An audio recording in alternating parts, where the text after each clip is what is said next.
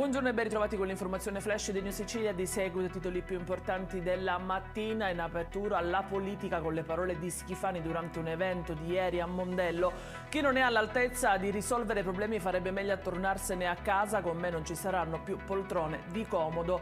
Il governatore si è così espresso facendo riferimento alla questione sanità siciliana che ha acceso in questi giorni i riflettori ulteriormente dopo alcuni casi di morte sospette.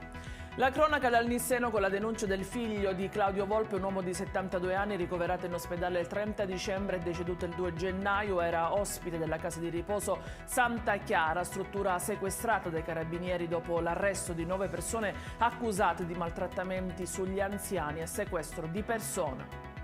Era invece originario del catanese di Bronte, precisamente Carmelo Longhitano, il 51enne deceduto ieri pomeriggio dopo essere caduto dal tetto di una carrozzeria di Cremona. Sul caso le autorità hanno avviato le indagini, il capannone è stato anche sottoposto a sequestro. Traffico paralizzato lungo l'autostrada 19 da questa mattina per un incidente avvenuto all'altezza di Enna in direzione Catania. L'autista di un mezzo pesante ne ha perso il controllo finendo in mezzo alla carreggiata. L'uomo è rimasto anche ferito. E in chiusura una bella soddisfazione per la Sicilia, scelta tra le mete imperdibili del 2025 nella lista del New York Times. La nostra isola però non è l'unica meta italiana, condivide infatti il prestigio insieme a Milano.